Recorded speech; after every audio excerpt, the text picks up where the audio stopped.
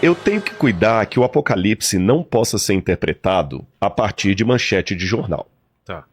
Porque se eu ficar com a manchete de jornal na mão, qualquer coisa que eu interpreto como a besta do Apocalipse. Eu posso falar que é o Macron, posso falar que é Trump, eu posso Elon falar que Musk. é Elon Musk, qualquer um é a besta do Apocalipse. Teve um autor dos anos 60 que dizia que a besta do Apocalipse era a televisão. Que as TVs antigas tinham aquelas duas anteninhas e parecia um fala que chifre. ela tinha dois chifres, sabe? O que seria a besta do Apocalipse? Bom, os primeiros pais da igreja, os primeiros cristãos, ali depois do período apostólico, sempre interpretaram a besta do Apocalipse como sendo algo relacionado a Roma, ao Império Romano, que era o opressor da igreja naquela época, que era o que oprimia a igreja. Por exemplo, vou lembrar aqui, o Irineu de Lyon. Irineu de Lyon, que foi discípulo de Policarpo, que foi discípulo de João, então ele estava bem perto ali da fonte apostólica. O Irineu de Lyon falava o seguinte, olha, o número 666, que alguns manuscritos até traduziam como 616, ele fala assim, o nome que dá isso aqui é Lateinos, em grego. Lateinos significa o império dos latinos, dos romanos. Sei. Então era alguma coisa ligada a Roma. Eles sabiam que tinha alguma coisa ligada com Roma. Roma era codinominada, né? De Babilônia. Ah, é? Tanto é que o Pedro, quando escreve a carta dele, ele fala assim, aos irmãos que estão na Babilônia. E na cultura judaica sempre chamava Roma pelo codinome de Babilônia, porque o maior opressor do povo de Israel no Antigo Testamento não foi o Egito, foi a Babilônia. De todos os opressores que Israel teve, aquele que mais trouxe traumas era a Babilônia. Entendi. Tanto é que quando você queria falar alguma coisa do mal, era a Babilônia. O mal vem do norte, que a Babilônia veio do norte.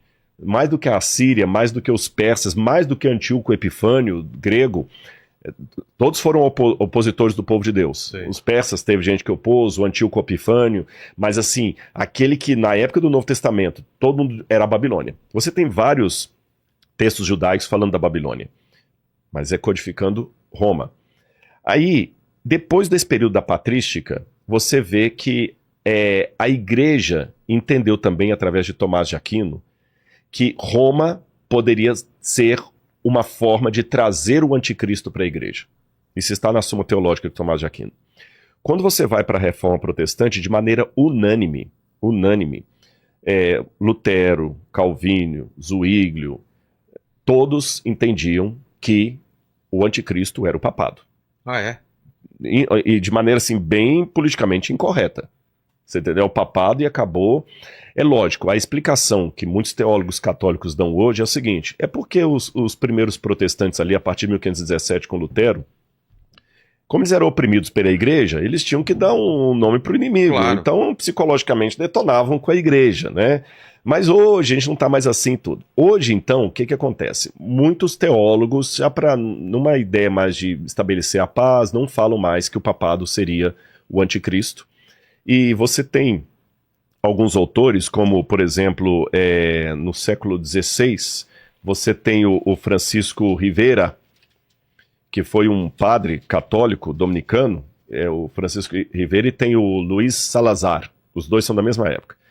Para tirar esse foco protestante de que o papado seria o anticristo, criaram o método preterista. O anticristo é Nero. Entendi. Ponto. Não tem nada de papa. É o Nero. E depois muitos teólogos protestantes alemães acabaram bebendo na mesma fonte, aí o papado passou a ser Nero. Depois os futuristas começaram a falar, não, o anticristo, na época da Guerra Fria, que começou o dispensacionalismo, o anticristo é a Rússia. E a União Soviética, que tinha que demonizar os russos. O comunismo. Agora eu estou falando que a Rússia é com a China, né? Outros grupos minoritários, como as Testemunhas de Jeová, por exemplo, vão dizer que era a ONU. Outros grupos vão dizer que era um grande computador. Outros vão dizer que era um apóstata, que era um ateu. A internet. A internet. Como é que eu entendo isso? Eu tenho um trecho aqui interessante do próprio catecismo da Igreja Católica, e eu gosto dessa interpretação aqui do catecismo. Bom, que eu tenho as citações aqui de John Wesley, a Confissão Presbiteriana e Anglicana, de Westminster, a Confissão Luterana, todos falando que é o papado. A resposta católica também é importante ser dada. Os católicos dizem, o anticristo não pode ser o Papa, porque na carta de João é dito que o anticristo nega que Jesus veio em carne. Entendi. Nega que ele veio em carne. E o Papa não nega que ele veio em carne, ele não é gnóstico. Entendi. Né? Mas olha o que diz aqui o Catecismo da Igreja. O Catecismo tem lá os vários pontos, 537, 534, os parágrafos, mas para quem quiser olhar no Catecismo é só colocar julgamento final da Igreja. Interessante o título, julgamento final da Igreja. E o Catecismo diz assim, antes da segunda vinda de Cristo, aqui é a posição católica, tá, gente? Não vai valer para o protestante. Sim. Antes da segunda vinda de Cristo, a Igreja deve passar por um julgamento final que abalará a fé de muitos crentes. Eu concordo com isso. A perseguição que acompanha a sua peregrinação na terra revelará o mistério da iniquidade, que é uma maneira de falar do anticristo, na forma de um engano religioso, oferecendo aos homens uma solução aparente para os seus problemas ao preço da apostasia da verdade. Ou seja, se é a apostasia da verdade, É o afastamento da verdade. então o anticristo não pode ser um russo ateu, nem um muçulmano. Tá.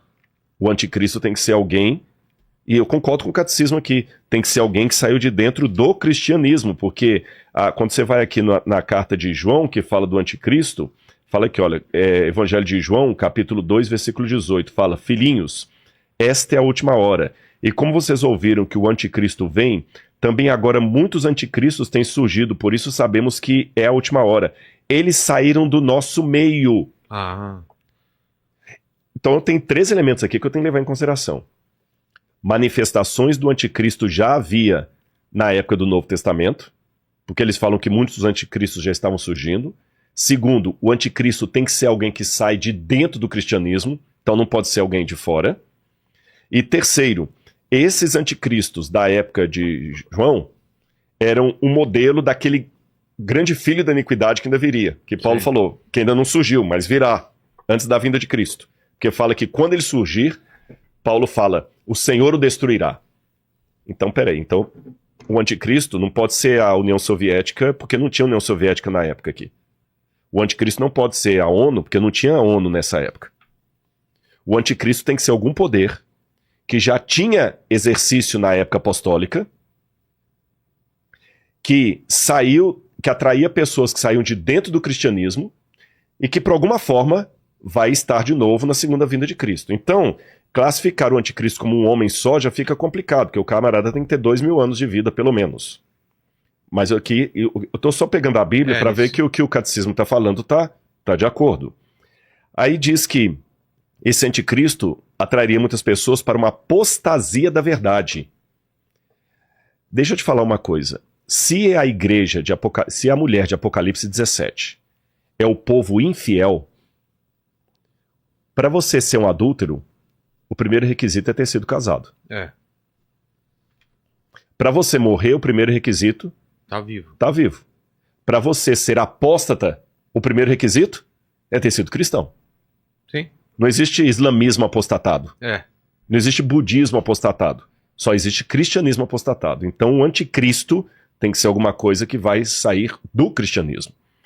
Aí continua dizendo, o engano do anticristo já começa a tomar forma no mundo toda vez que a reivindicação é feita para perceber dentro da história aquela esperança messiânica que só pode ser realizada além do julgamento, através do julgamento escatológico.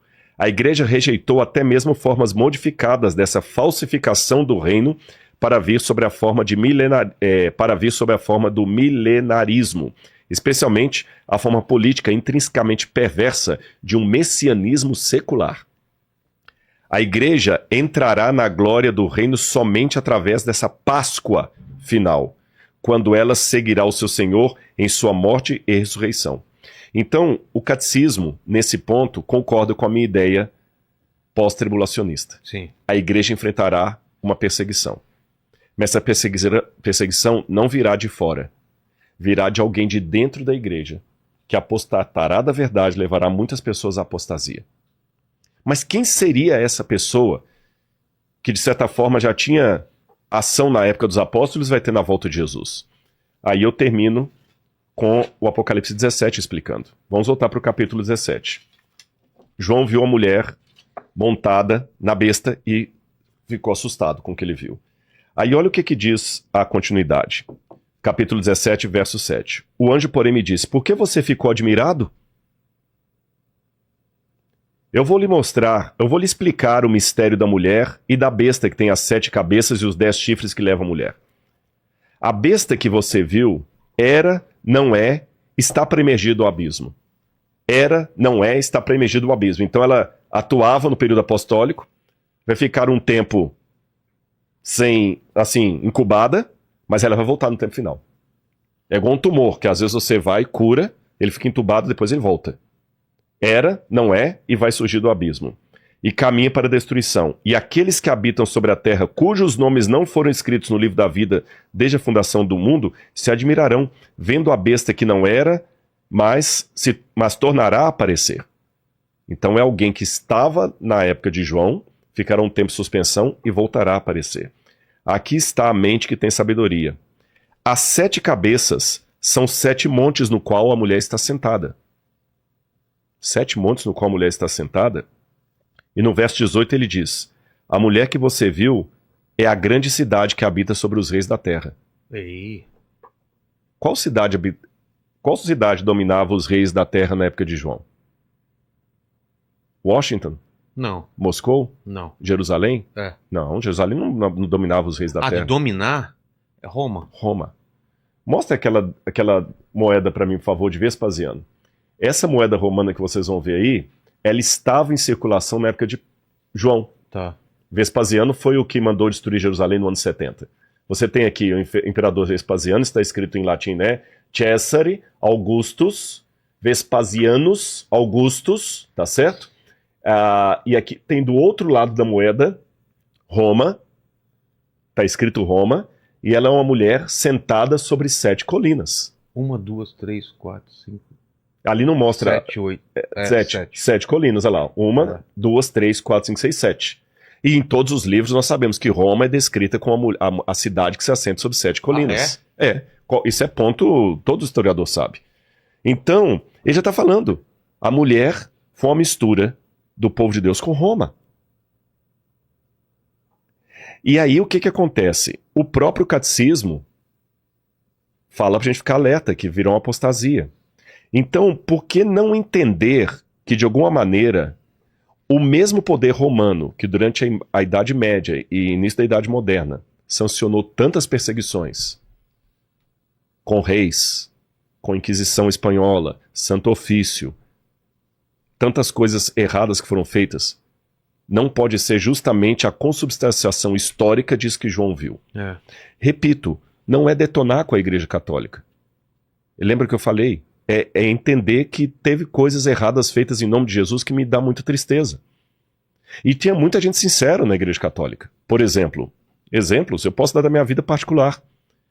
Eu tive padres que quando eu ficava no mosteiro com eles, eu lembro uma vez que eu cheguei aqui no Ipiranga lá e os padres me recebiam ali, e um belo dia eu esquentava minha comida lá e depois ia pra sala assistir o Fantástico com os padres. Aí um dia o padre chegou lá e falou, Rodrigo, desculpa, padre Dionísio, desculpa, tomou o prato da minha mão que eu tinha esquentado, me perdoa, Rodrigo, me perdoa. Eu falei, o que foi? Ele pediu um perdão e tomou o prato da minha mão.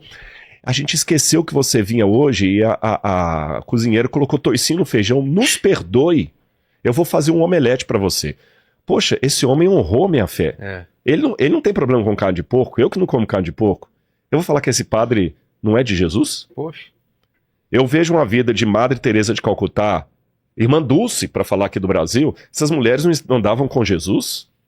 Ai de mim, quem sou eu? E os crimes que houve dentro da Igreja Católica? Também houve crimes dentro do mundo protestante, dentro da Igreja Adventista. Eu tenho que lamentar isso. Aí vem o capítulo 7, que fala dos 144 mil. E ele começa assim. Depois dessas coisas, vi 4 anjos em pé nos 4 cantos da terra, segurando os 4 ventos, para que nenhum vento soprasse sobre a terra, nem sobre o mar, nem sobre árvore alguma. Por que 4? Bom, 4 a gente já aprendeu. O que é 4? Perfeição. Não, é... 7 que é perfeição. Universal. Universal. Os 4 ventos. Quando a gente vai para a Bíblia, em Ezequiel capítulo 37, verso 9, Zacarias 6, versos 1 a 4, Jeremias 49, 36, você vê que o vento do céu ele tem dois sentidos. Primeiro, os ventos de Deus vêm para ressuscitar os seus filhos, para dar o galardão. É a visão de Ezequiel capítulo 37. Fala assim, não soltem os 4 ventos para que venham e soprem sobre esses cadáveres, fazendo-os reviver. Sim. Quando você vai já para Jeremias 49, verso 36, fala assim, solte os ventos de Deus que vêm para julgar a terra. Lembra que eu falei que uma das características de aprender o Apocalipse é olhar o símbolo no restante da Bíblia? Claro. Então aqui ele fala, segurem os 4 ventos. Ou seja, não chegou a época ainda nem de julgar o mundo, olha o suspense, nem de dar o galardão para os filhos, apesar de ter aberto o selo. Por quê? Porque nós ainda temos que selar na fronte os 144 mil. Quem seriam? Aí fala o seguinte, olha, não danifiquem nem a terra, nem o mar, nem as árvores, o juízo final de Deus, até marcarmos com o selo a testa dos filhos do nosso Deus. Então ouvi o número dos que foram marcados com o selo. Eram 144 mil de todas as tribos de Israel. A interpretação mais corrente hoje é que aqui significam 144 mil judeus que serão selados. Eu não vou entrar no mérito da questão hoje, mas eu sei que você tem planos de trazer no futuro gente para falar sobre a tribulação. Sim. Aí tem o pré-tribulacionista, o pós-tribulacionista e o meso-tribulacionista, né? Galera, para entender o seguinte, o que é tribulação? No finalzinho da história do mundo, isso aqui é um ponto pacífico entre todos os intérpretes. Antes que o mundo chegue assim ao primeiro minuto da eternidade, haverá uma grande tribulação. Nessa grande tribulação, o anticristo vai dominar a terra com uma força muito grande. Nessa grande tribulação, também chamada de tempo de angústia de Jacó, é outra expressão que aparece na Bíblia, o poder de Deus praticamente não vai ter muita coisa para fazer na terra. Não é porque Deus ficou derrotado, não, é porque a humanidade estará atingindo um tal estado de delinquência, de degeneração, de afastamento de Deus, que o Espírito Santo não terá mais acesso ao coração humano. E quem dominará o mundo será o anticristo. Tá certo? Isso é ponto pacífico entre todos os teólogos. Isso que é a grande tribulação. Até aí você entendeu? Agora, quando que será a volta de Jesus nisso aqui? Para alguns teólogos, a volta de Jesus é antes da grande tribulação. Jesus vem, arrebata a igreja, porque vai ser tão caótico o que vai estar aqui na terra. Tão violento, tão pá, que Deus vai fazer com a igreja dele assim, eu vou tirar vocês daí para vocês não sofrerem isso. E nessa visão, que é chamada de pré-tribulacionismo, quem vai ficar para trás? Não tem aquele livro do Tim LaHaye, Deixados para Trás? E fizeram um filme também com o Nicolas Cage, se eu não me engano, né? Não sei se é com ele, mas eu já vi esse não filme. tem um que é com ele, se eu não me engano. Tem uma série chamada Leftovers. Leftovers, alguma coisa assim. Todos esses Tim LaHaye ou esses aí, a própria novela Apocalipse da TV Record, da Record TV, a ideia é que Cristo vai arrebatar a igreja e quem vai ficar para trás? Dois vão estar no mesmo ambiente, um vai e outro fica. Quem vai ficar para trás? Vai ficar para trás aquela pessoa que não estava tão espiritualmente preparada e Deus ainda vai dar uma chance. Ele pode até se arrepender, mas ele vai comer o pão que o Devil amassou ali. E os judeus também vão, nessa época, reconhecer Jesus ao Messias. Muitos judeus vão se converter e vão ficar para trás também aqui, sofrendo com o anticristo. Isso é o pré-tribulacionismo. O meso-tribulacionismo vai achar que a volta de Jesus vai vir em meio a esse caos. Não antes, mas em meio ao caos. O pós-tribulacionista acredita que não, que a volta de Jesus será após a grande tribulação. E para o pós-tribulacionista, a igreja passará pela tribulação também. Pela grande tribulação. E quem será a igreja que passará pela grande tribulação? Os 144 mil. Para essa terceira opinião, é claro. Eu sou dessa terceira opinião. Também. E alguém pode falar, Rodrigo, mas eu sempre ouvi falar que eram judeus. Para mim não são judeus, eu vou explicar por quê. Lembra que o Apocalipse é um símbolo. Sim. E como símbolo, tem que entender o símbolo como símbolo. O fato, por exemplo, o Espírito Santo é uma pessoa. Mas João vê 7 espíritos de Deus diante da... É lógico que é simbólico, senão vou acreditar num politeísmo aí, né? 7 espíritos de Deus. É um espírito só representado pelo número 7, porque é o número da perfeição. O Messias, por exemplo, ele é ungido com 7 espíritos de Deus. Outro exemplo que eu poderia dar, as 7 igrejas do Apocalipse. Na verdade, é uma igreja cristã só. Mas ele divide essa igreja cristã em 7 igrejas para representar a plenitude da igreja cristã. Compreende? Entendi. Então, para mim, por que fala 144 mil judeus? Olha que, se eu pegar literalmente aqui, eu tenho alguns problemas. Primeiro, porque fala que o número é 144 mil. Será que é número literal? Segundo, não envolve judias, mulheres, só homens. Porque quando você vai para o capítulo 14, lembra que eu falei do quiasmo? Que está aqui, está no final? No capítulo 14 fala desses mesmos 144 mil e diz assim, olha, eu vou ler para você aqui, olha. Capítulo 14, versículo 1. Olhei e eis que o cordeiro estava em pé sobre o monte Sião, e com ele estavam os 144 mil que tinham escrito na testa o nome do cordeiro e do seu Deus. Ouvi uma voz como de muitas águas, como o som de um forte trovão. A voz que ouvi era como o som de harpa. Entoava um cântico diante do cordeiro. Ninguém podia aprender o cântico, senão os 144 mil. E diz assim, esses são os que não se macularam com mulheres porque são virgens. Então, se eu entender isso aqui literalmente, os 144 mil só podem ser judeus que nunca se casaram porque são virgens. Então complica. E vou complicar mais ainda. Não podem ser 144 mil judeus. Porque judeu é quem é da tribo de Judá. Aqui fala que era 12 mil da tribo de Naftali, 12 mil da tribo de Zebulun, 12 mil da tribo de... Só não tem a tribo de Dan aqui, só não tem Dan. Essa teoria, então. Então, para mim, é um símbolo.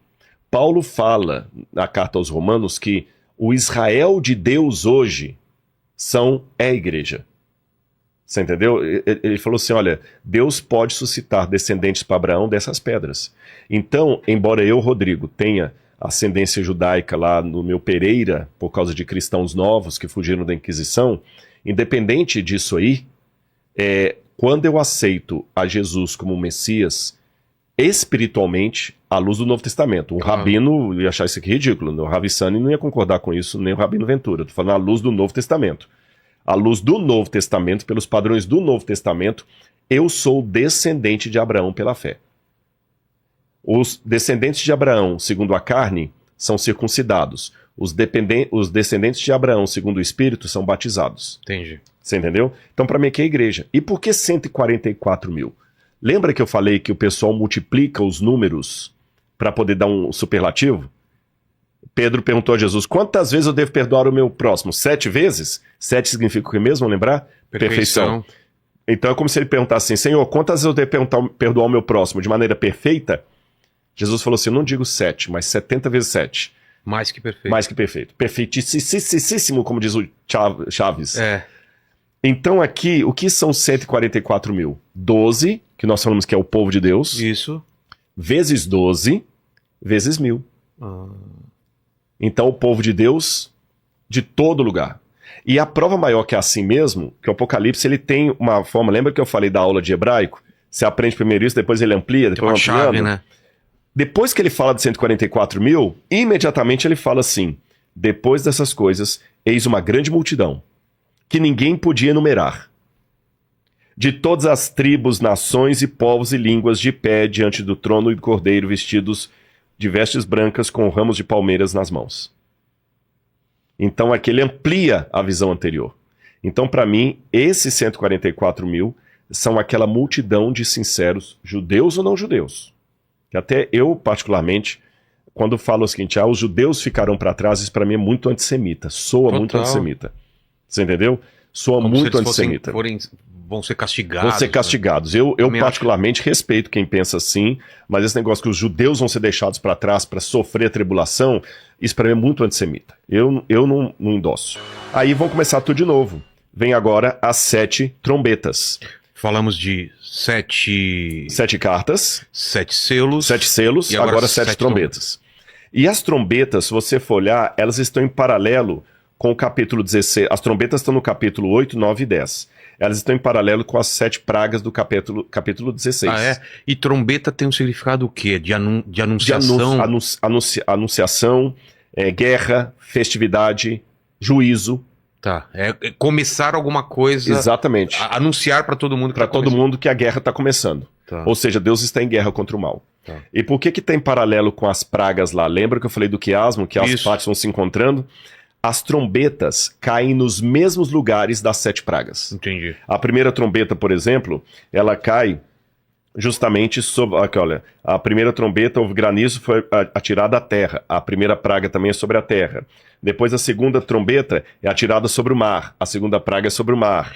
A terceira trombeta, uma estrela cai nos rios. A terceira praga é sobre os rios. A quarta trombeta é sobre o sol. A outra também é sobre o sol. Então aqui é Deus fazendo guerra contra o mal. A ideia das pragas e das trombetas é mostrar o seguinte: Deus é amor, mas é justiça. Deus está irado. É que hoje a gente vive numa época que as pessoas criaram certa dicotomia, separação de Deus que é errada. Eles fazem uma separação entre o Deus do Antigo Testamento e o Deus do Novo Testamento. Teve uma heresia antiga de um cara chamado Marcião, que dizia a mesma coisa, que o Deus do Antigo Testamento é severo, mau, o do Novo é bonzinho. Bom, Eu acho que até tem uma imagem das 7 trombetas pra gente ver aí, se ele colocar lá. Você falou certo, correto. As trombetas na Bíblia, elas têm um sentido de anúncio. Quando um exército ia atacar o outro, primeiro anunciava com a trombeta, e aí a gente vê, é uma imagem de inteligência artificial, é claro, mostrando que cada vez que uma trombeta de Deus soa, algo acontece na Terra. Então eu estava falando aqui... agora imagina isso, se acontecer uma trombeta poderosa que o mundo inteiro escuta, vai ser de arrepiar o negócio. Mas pior que eles não vão escutar desse jeito, esse que é o ponto. Não. Deus está falando de outra forma. Aliás, eu vou lembrar agora o autor que falou, o C.S. Lewis, falava que muitas vezes... O escritor de Nárnia, né? De Nárnia, exatamente. Que o sofrimento é o megafone de Deus para um mundo que está ensurdecido. Poxa. É o megafone de Deus para o mundo que está ensurdecido. Então, essas trombetas não soam mais como uma trombeta, elas soam através das catástrofes que as pessoas não param para analisar. E aí vem aquele ponto que eu comecei a falar e não desenvolvi. A diferença do Deus do Antigo Testamento para o Novo. Que teve um cara chamado Marcião, herege, que lá no passado ele falava que havia o Deus dos Hebreus e o Deus do Novo Testamento. E ele odiava. Até o Novo Testamento ele só aceitava mais ou menos uma parte do Novo Testamento, nem todo o Novo Testamento. E até hoje tem pessoas que pensam assim: o Antigo Testamento acabou, caducou, esse Deus era perverso.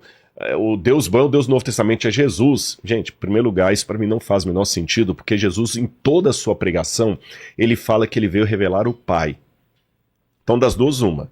Se ele veio revelar o Pai, e Jesus em nenhum momento desautorizou o Antigo Testamento, nem falou que estava ultrapassado, ele falou bem claro: não vim revogar a lei ou os profetas, eu vim cumprir. E cumprir não é no sentido de cumprir, acabou, não tem mais nada para fazer, não, porque ele continua dizendo.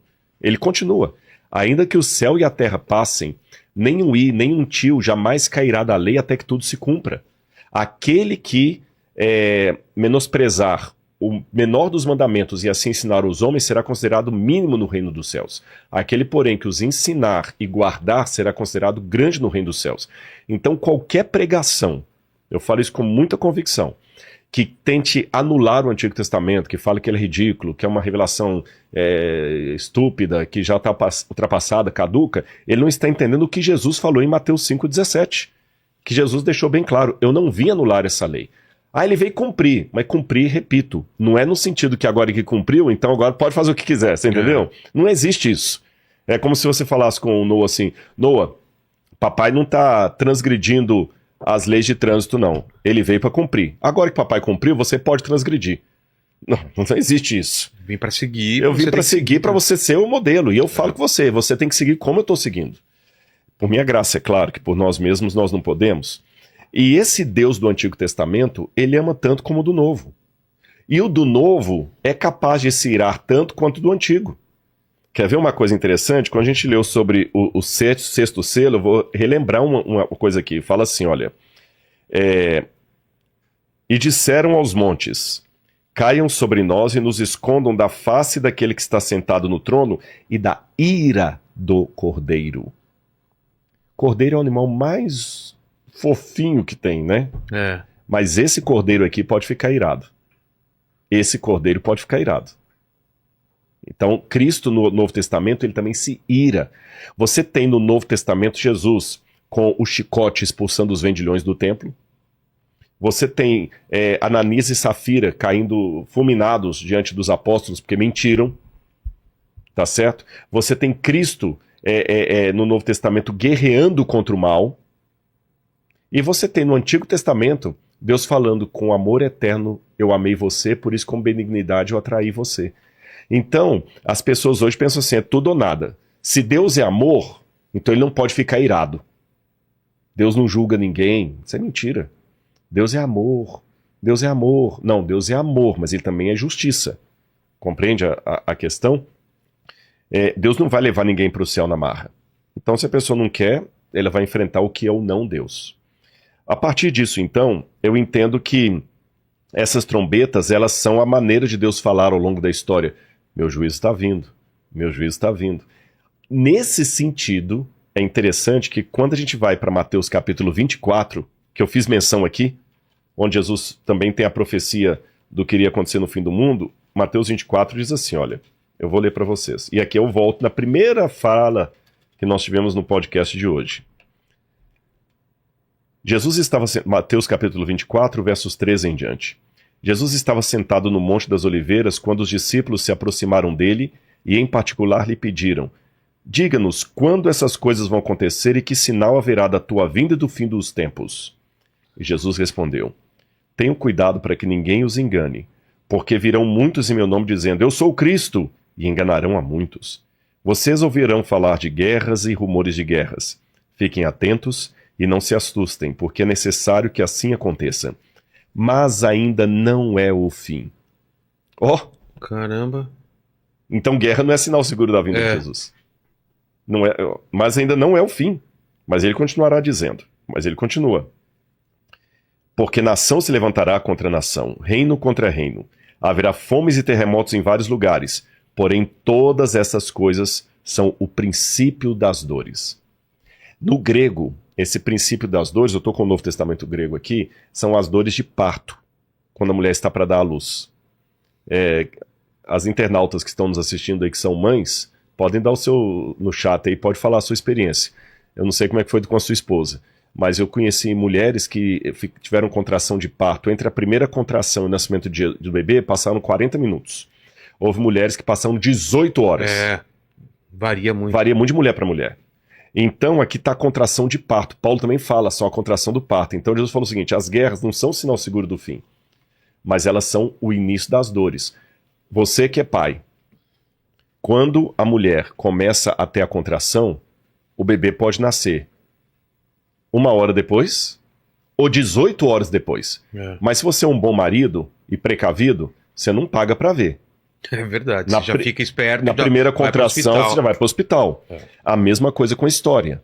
Pode ser que essa guerra agora possa ser mais uma e ainda tem umas 50 anos de história pela frente. Mas como estamos na contração do parto, sem sensacionalismo, sem teoria da conspiração, vamos ficar ligados. Guerra e rumores de guerra. Exatamente. Aí depois disso, Jesus fala: nesse tempo muitos hão de se escandalizar, trair e odiar uns aos outros. Olha a Odisseia aqui. Muitos falsos profetas se levantarão e enganarão a muitos. E falso profeta não é ateu não, tá? Falso profeta é quem está falsificando as coisas de Deus. E por se multiplicar a iniquidade, o amor se esfriará de quase todos. Aquele, porém, que ficar firme até o fim, este será salvo. E será pregado esse evangelho do reino a todo mundo, para testemunho a todas as nações. Então virá o fim. O que eu estou fazendo aqui? Eu tenho certeza que milhões de pessoas vão ser alcançadas com esses bate-papos aqui. Se somar todos os podcasts que a gente já fez e outros que vieram aqui, que você já trouxe aqui, o evangelho está espalhando. Então vai vir o fim. Tá certo? Só que as trombetas são aquele aviso. Olha, eu estou ouvindo, olha as contrações de parto, olha as contrações de parto. Quando as trombetas terminam, aí de novo a história zera. Olha o Apocalipse, sempre ele vai e zera, vai e zera. Eu acho que a metade do Apocalipse eu já consegui explicar, eu prometi que ia explicar todos. Exato. Primeiro nós temos a igreja dividida em 7 períodos, as 7 cartas, depois tem os 7 selos, e agora vem as 7 trombetas. Pá, pá, pá, pá, pá, pá, pá, pá, pá. Jesus está voltando, a trombeta. Aquele chofar, que é aquela trombeta de chifre de carneiro, que anunciava. Você entendeu? Aí vem agora o centro do Apocalipse. Mostra o chofar aí, né? Tem um chofar aí? É com SH. É muito legal, eles tocam lá eu pena que eu não sei tocar, eu quero ainda treinar. Difícil? É difícil, quem toca tem que fazer boca dura aqui, né? E eles tocam aqui do ladinho, né? É muito, muito legal, ele vai mostrar o som, e o som é tremendo aquilo ali, dá pra escutar alto, é um som muito bonito. Aí, esse é um chofar, esse é feito de chifre de antílope, eles fazem às vezes de antílope, às vezes de carneiro, e o chifre, lógico, não era assim, é que ele vai esquentando o chifre, ele vai... Moldando, né? E as festas religiosas de Israel eram proclamadas, inclusive tinha a festa das trombetas. Então, a volta de Jesus, a trombeta tinha um sinal, assim, algo que realmente todo mundo vai tomar consciência disso. Você já ouviu falar na Janela 1040? Não. Janela 1040 é o quadrante do mundo onde tem os países mais hostis ao cristianismo. Onde ser cristão nesses países é querer morrer. Afeganistão, por exemplo, o Tibete, vários desses países assim que não aceitam o cristianismo de maneira, o Iraque, China, sabe, onde você, ou alguns com maior lei de proibição, outro menor, mas lugares terríveis. Você vai para o Paquistão, por exemplo, o cristão sofre lá, são mortos, igrejas são queimadas, todos os cristãos, seja católico, protestante, evangélico, e os missionários que vão para lá são muito raçudos, porque eles vão enfrentando o risco de vida. E, embora esses lugares, os cristãos sejam muito perseguidos, e também aqui no mundo ocidental, um cristão conservador também sofre oposição nas universidades públicas, por exemplo, tem muitos relatórios de cristãos sendo ridicularizados por sua fé, por serem conservadores, etc. Apesar disso, de modo geral, pelo menos na situação aqui do Ocidente, nós ainda gozamos de liberdade religiosa. Tanto é que eu tô aqui no Inteligência, falou que um dos maiores podcasts vistos aí foi o meu, e é sobre Bíblia. Exato. Não é sobre a minha vida. Eu não vim contar aqui da minha nem falar sobre ET, nem sobre... Eu vou falar sobre Bíblia. Ou seja, tem liberdade. E tô voltando, tem liberdade. Você tá usando um crucifixo aí, você sai com ele na rua, não acontece nada. Apesar disso, tem lugares onde os cristãos sofrem. E hoje, então, a Janela 1040 lá. Não, a Janela 1040, exatamente. Esse canto aí, olha, onde... Traço preto, né? Exatamente. É onde o cristianismo tem maior oposição, são os lugares mais difíceis... Pega a China também. ...de ser cristãos. Exatamente. Egito, Arábia Saudita, não tem muitos países ali. Marrocos. Ser cristão aí não é fácil, não. E ali nós estamos falando de uma população de... ali está 1 bilhão e 400 milhões, mas deve ser mais, porque só a China tem... E a Índia já dão quase 3 bilhões aí. Mas são 23% da população do mundo fica aí. Caramba, 23%. Ó. Agora, fora daí, onde temos a maior liberdade cristã, como eu falei, eu estou aqui falando de Bíblia, você sabe que só o crucifixo não acontece nada, é onde nós estamos mais na situação de Laodiceia. Brigando por placa de igreja, arrogância, cristão detonando com cristão na internet. Esse é um moleque, esse é um ridículo, ele não é cristão, ele não é isso... E se achando os tais. Tem até um episódio que narra envolvendo John Huss e um amigo que estavam visitando grandes catedrais na Europa. E o amigo olhando aquelas catedrais cheias de ouro, como as da Europa, que eram lindas na Idade Média, início da Idade Moderna, o amigo virou para John Huss e falou assim, olha quanto ouro que a igreja tem hoje. Não precisamos mais lamentar como Pedro e João à porta do templo, quando falaram para o mendigo, não tenho prata nem ouro. Porque hoje a igreja tem prata e ouro. Aí João Huss falou, é verdade, temos prata e ouro, mas já não temos mais autoridade para falar, em nome de Jesus, levanta e anda. Pô. Você tá entendendo? Que paulada, né? Paulada. Quer dizer, hoje a gente tem prata e ouro, tem igreja da Compal, tem TV, tem tudo e tal, mas cadê o nosso poder do Espírito, a unidade cristã? Olha quantos escândalos em nome da fé, quantos cristãos, ao invés de se limitarem a defender a Bíblia de acordo com o que ele interpreta, ele gasta o tempo todo só detonando contra o cristão. O prazer dele é ser especialista em detonar pessoas, sabe?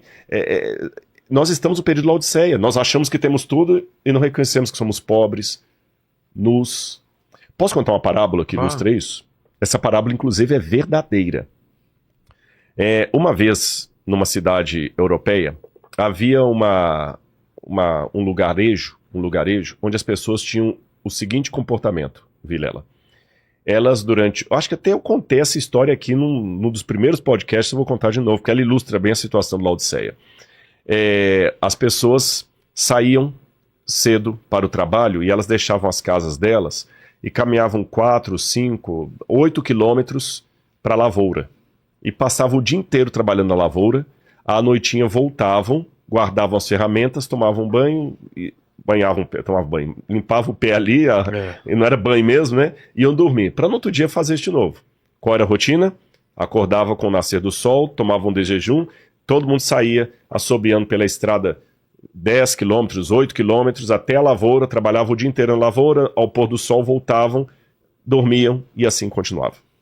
Mudou-se para aquela cidade um circo, desses circos itinerantes, e havia 2 palhaços ali, o circo todo era apenas de 2 palhaços. E as pessoas riam demais com as palhaçadas que os 2 humoristas faziam.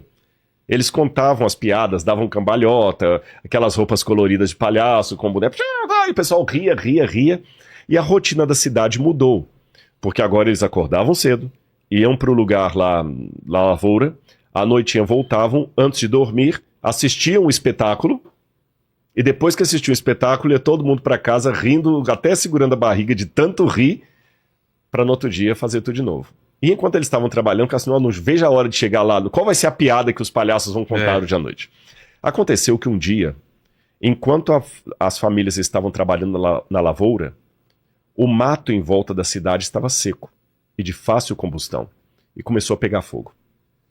Os palhaços estavam no circo se aprontando para o show, maquiando, colocando nariz, a peruca, aquela roupa colorida, quando um olhou pela janela e falou assim, tá sentindo cheio de queimado? O outro, eu tô. Tá pegando fogo! O fogo tá alastrando, vai chegar na cidade. Então vamos apagar o fogo. Não dá para apagar o fogo, a gente tem que chamar o pessoal para ajudar, só nós 2 não damos conta. É verdade, então vamos chamar o povo. Vamos tirar a roupa. Não dá tempo. Até a gente tirar toda essa roupa aqui e tirar a maquiagem, já queimou tudo. Vamos assim mesmo. E lá foram, Vilela, os 2 palhaços, estrada fora, gritando e gesticulando. Vestidos de palhaço. Quando o povo da lavoura viu, o que você acha que aconteceu? Ninguém levou a sério. Pior, não só não levaram a sério, quando começaram a rir. A rir, claro. E quanto mais os palhaços gritavam, fogo, mais engraçado ficava. E a história diz que o fogo pegou as casas, o trailer, o circo, a perda foi total. Todos perderam tudo. Jesus, quando contava uma parábola, perguntava ao auditório, o que vos parece? Onde está o problema? Com a mensagem ou com os mensageiros? Vilela, você que já fez muito stand-up e tudo mais, você fazer o humor no palco, tudo bem, não tem problema nenhum. Agora, o problema é quando eu não tenho uma vida coerente com aquilo que eu digo acreditar.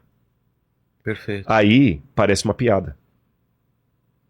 Eu falo que Jesus em breve voltará, mas eu não vivo como alguém que está esperando Jesus voltar. Eu falo que Jesus mandou amar ao próximo como a si mesmo e eu só uso a minha influência na internet para detonar com pessoas. Onde é que está o amor que Jesus mandou? Onde é que está o amor? Tem pessoas que são especializadas em denúncia. Eles não são especializadas em amar. Eles querem, ao invés de apenas anunciar a verdade, eles só querem combater o erro. Há uma diferença. Eu quero anunciar a verdade ou eu quero combater o erro? A mesma coisa, não é. Porque dependendo da ênfase, tem pessoas, por exemplo, que falam mais do diabo do que de Jesus. Ele quer tanto combater os ardis de Satanás. Uma vez teve um pregador que um irmão chamou e falou assim, pastor, nós temos que denunciar os ardis de Satanás, irmão. Tudo bem, pastor, temos que denunciar os ardis de Satanás. Mas o senhor já notou que no seu púlpito, eu contei, o senhor citou só no último sermão 118 vezes a palavra diabo e Satanás e apenas 4 vezes a palavra Jesus.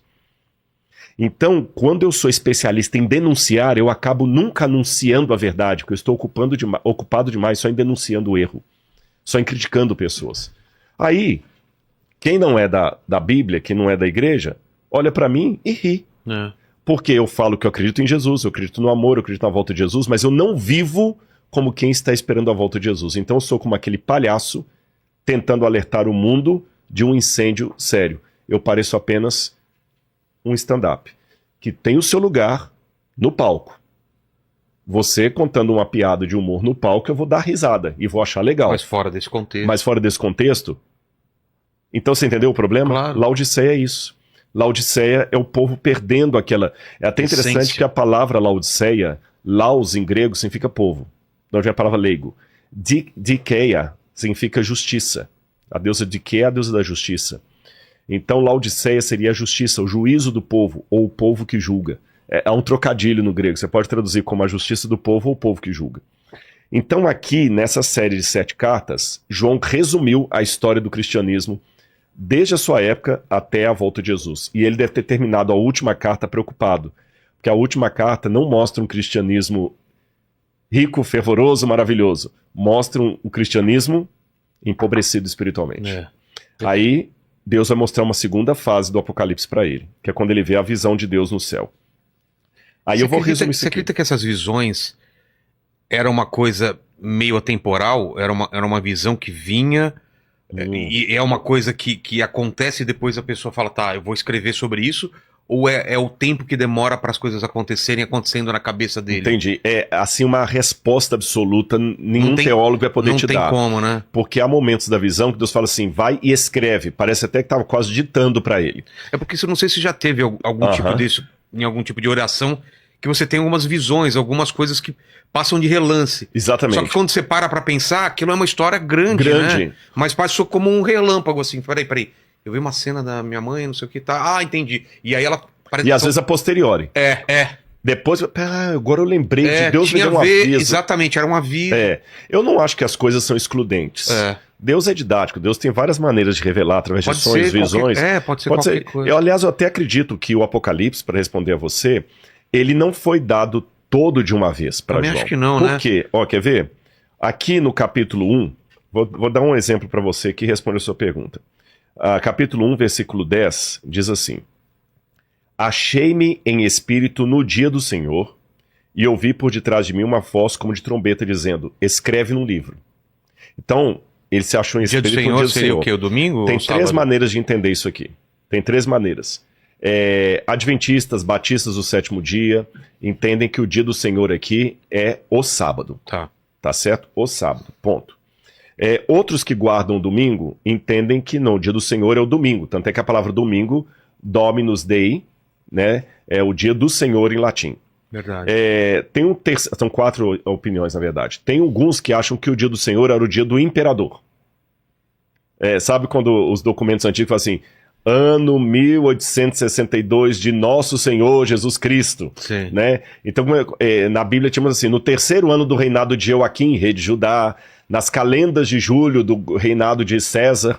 Entendi. Então, eu acredito que João também escreveu assim, olha, no dia do Senhor Imperador. E a 4ª opinião é que esse dia do Senhor significaria a volta de Jesus, que no Antigo Testamento fala o seguinte, terrível será o dia do Senhor. Entendi. Eu vou defender a posição que eu admito e falar por que eu não concordo com as outras. Começando de trás para frente. Por que eu não acho que pode ser o dia do Senhor a volta de Jesus? Porque para ser o dia do Senhor eu tenho que criar uma situação que o grego não permite. Arrebatado. Fui até o dia do Senhor. Não dá a entender isso. No grego está no dia do Senhor e não até o dia do Senhor. Tá certo?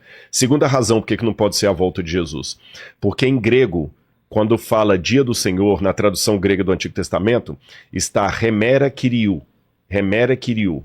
Aqui está kyriake remera. Então, em português, parece a mesma coisa, mas em grego é diferente. Então, entendi. Descarto que seria o dia do Senhor, a volta de Jesus.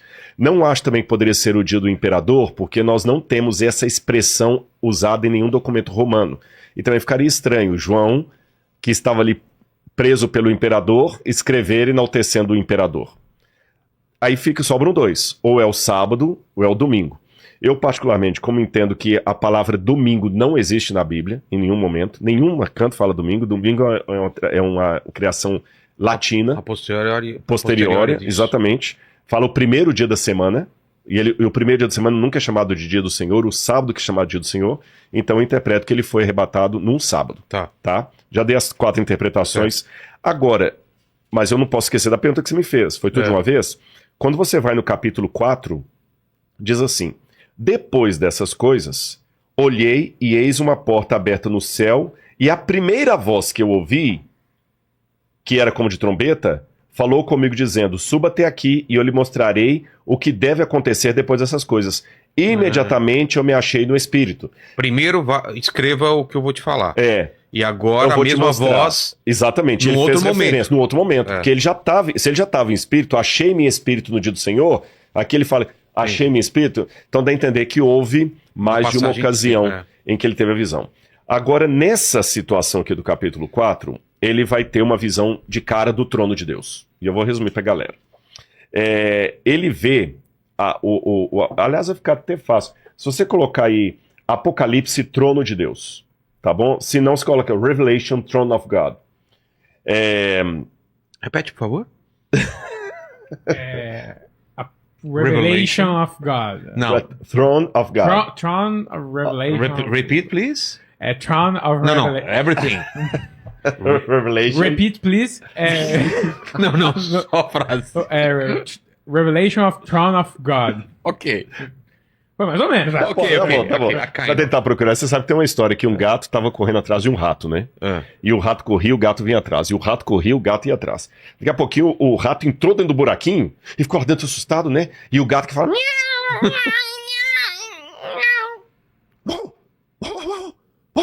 Latido. Aí o rato ouviu os latidos, pensou, tem um cachorrão aí fora. Ah, se tem cachorro, o gato já Se mandou. se mandou. E cachorro não tem problema com rato.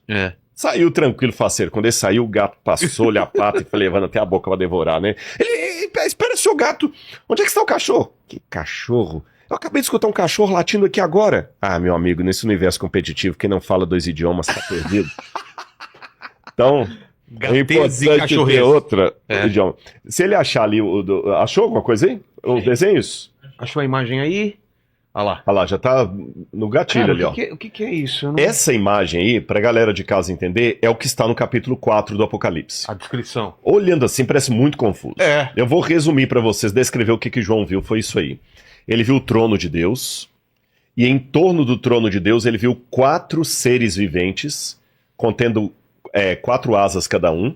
Um tinha um rosto de águia, o outro de leão, o outro de homem, o outro de um boi, ou novilho, tá certo? E ele viu, além desses seres em torno do trono de Deus, de novo, 7 tochas representando os espíritos de Deus. Quem tá vendo o candelabro ali, olha, tá bem? E além disso, ele vê um altar, que está aqui de ouro, mais à frente, um altar de ouro, e 24 idosos ou anciãos vestidos de branco com coroas na cabeça. E além desses, ele vê atrás de todo esse aí uma multidão de milhões e milhões de anjos. Por que João viu o céu desse jeito tão esquisito? Vamos por partes. Decifrando por partes. Deus trabalha partindo do conhecido para o desconhecido. Na época do Antigo Testamento, não sei se você lembra, lá no museu eu até mostrei isso, e a galera de casa que não assistiu o episódio do Inteligência Limitada no Museu do MAB, Isso. assiste que vale a pena. Na entrada do museu nós temos 2 lamaços, que são 2 seres assírios, 2 estátuas assírias que ficavam no trono de Senaqueribe. E essas estátuas são uma composição de leão, asa de águia, leão, águia, boi e ser humano. Os mesmos animais ali. Então, na mentalidade antiga, é como se a divindade ficasse cercada por seres alados que cobriam a glória da divindade para não ofuscar os adoradores. Certo. Então, Deus falou, olha, eu vou mostrar isso de maneira simbólica para você entender também. Então, Deus também aparece na sua glória maravilhosa, e aqueles querubins, a palavra querubim em hebraico significa querub, aquele que cobre, querubim, que cobre, que protege. Agora no eclipse que teve nos Estados Unidos, eu saí dos Estados Unidos um dia antes do eclipse. Poxa, mas você estava na região lá do Texas? Não, mas não, eu estava em Washington. Washington não ia ser Não ia, completo. não ia perder muita coisa. Mas o pessoal que olhou teve que olhar com óculos. Não é isso? Senão cegava. Então é como se a glória de Deus fosse tão imensa que ele tivesse seres especiais em torno dele, esses anjos, Para abrandar o brilho. o brilho de Deus, Pô, para não bonito. ofuscar os demais. Aliás, só vou abrir um parênteses, a tradição cristã de longa data entende que Lúcifer, o anjo que caiu, era o anjo cobridor.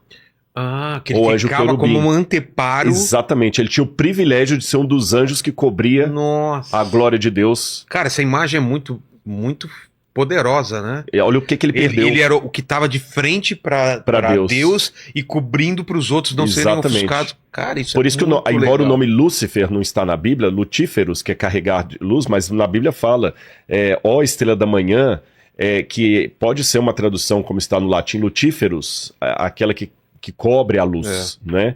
Lúcifer. Então ele perdeu essa posição. Então ele seria um desses.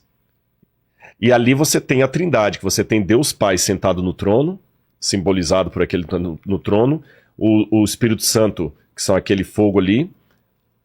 Jesus vai aparecer daqui a pouquinho, que eu falei só do Pai e do Espírito Santo.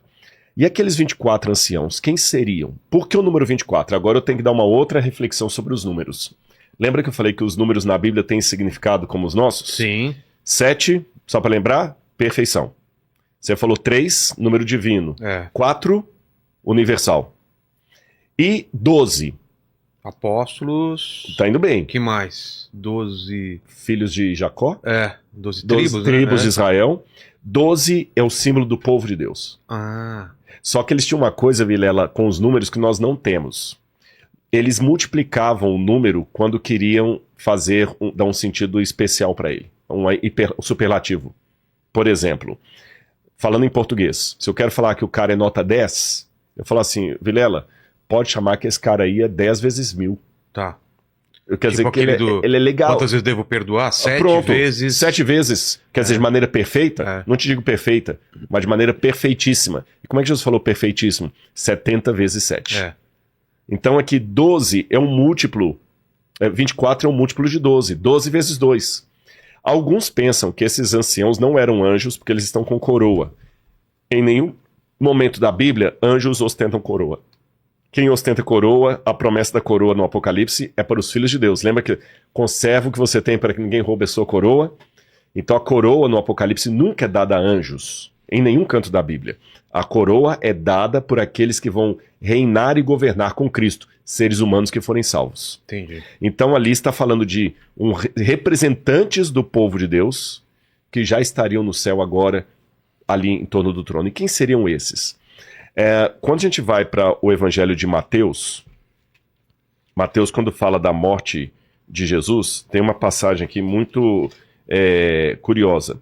Mateus capítulo 27, Mateus capítulo 27, versículo 51 em diante diz assim, quando Jesus morreu, eis que o véu do santuário se rasgou em 2 partes, do alto a baixo, e a terra se tremeu, e as rochas se partiram, os túmulos se abriram, e muitos corpos de santos já falecidos ressuscitaram. E Paulo, quando fala dos salvos, fala dos que vão ser salvos pela ressurreição, dos que vão estar vivos na volta de Jesus, e ele menciona uma terceira classe que ele chama as primícias. Você já ouviu falar de primícias? Já, O que é primícias? Então, nunca Os entendi. primeiros frutos que são colhidos. É a parte melhor. Melhor, exatamente. Primeiro você colhe os primeiros frutos, o que você tinha mostrou também lá no museu atrás, do azeite, Exato, né? Pronto, você deu um excelente Que exemplo. primeiro vinha um azeite melhor, que era o de maior Que qualidade. a gente chama de extra virgem. Isso, e depois vem Vê os outros. Então as primícias, Você exatamente. espremia, dava o melhor. Espremia do que sobrou, dava o segundo. E Exatamente. espremia, ia dando... Entendi. Vamos pensar assim, até numa questão orçamentária em casa. Tá. Se você, quando chega assim, tem isso aqui, quanto você vai pagar, você prioriza. O primeiro Claro. dinheiro que você parar é esse aqui, ó. Vamos supor que, Deus que defenda, você está com um parente muito querido no hospital. Plano de saúde. Plano de saúde, olha, Não primeira pode- coisa é o plano de saúde. Se for para atrasar alguma coisa, eu atraso a água, mas esse aqui o plano de saúde eu não vou brincar. Então, na Bíblia, os primícias é para Deus. Por isso que a primeira colheita se mandava pro templo. Entendi. Então, simbolicamente, é como se Cristo, ao ir ao céu, levasse com ele já as primícias dos salvos. Senhor, aqui estão com alguns. E eles se assentam ali. É o que representam esses 24. Exatamente. 12 vezes 2. 12 vezes 12. Então nós temos ali. Por que colocou desse jeito?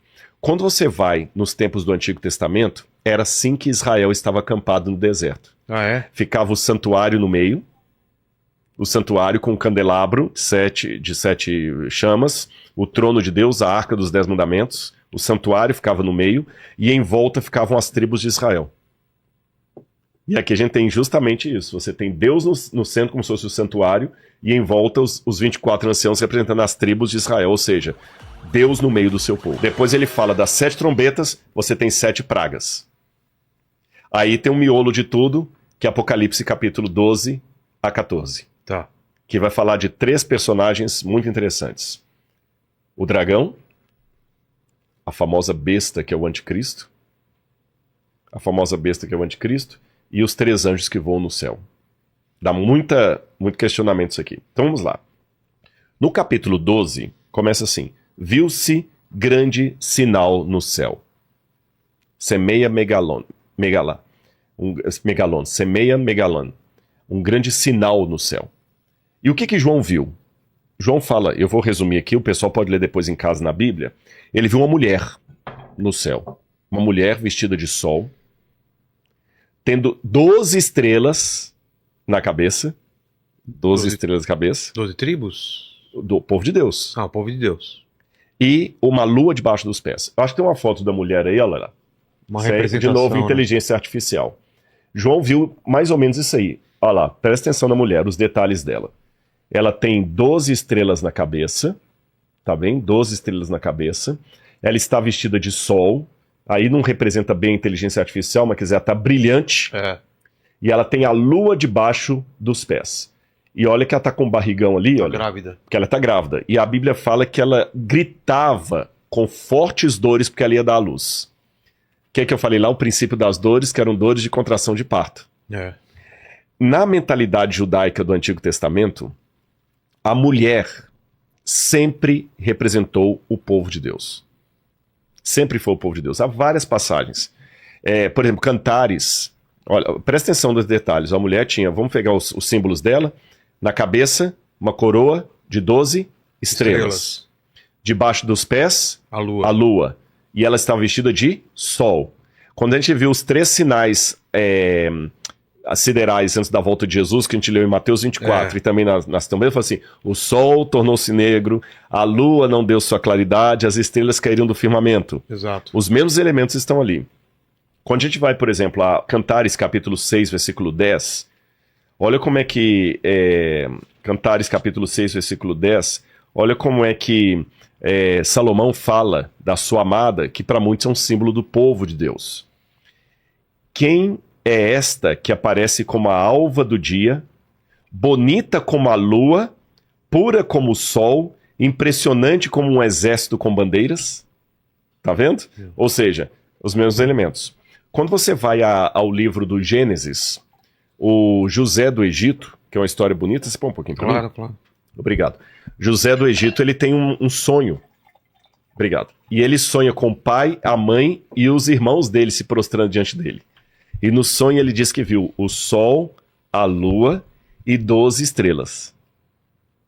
Tá certo? Sol, lua, 12 estrelas. Então a gente vê aqui o símbolo do povo de Deus. E a mulher sempre é o povo de Deus. Não é só no Antigo Testamento, não. A cultura cristã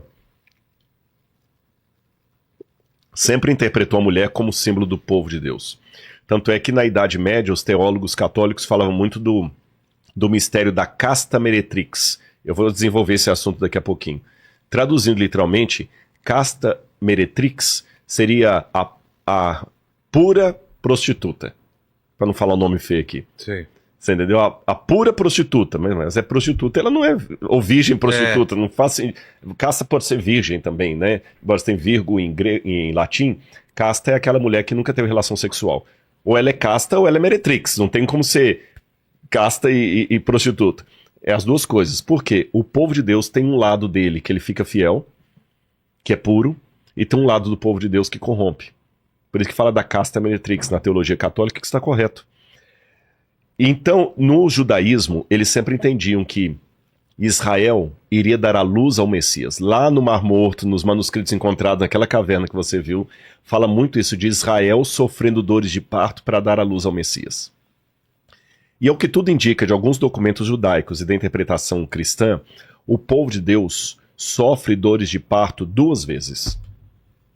Para que o Messias venha uma primeira vez e para que o Messias venha uma segunda vez. Na primeira vez ele vem humilde montado no jumentinho. Na segunda ele vem com poder e grande glória nos céus. A segunda volta de Cristo não vai ser do outra face, ele vai vir brabão. Vai vir até brabão. Brabão.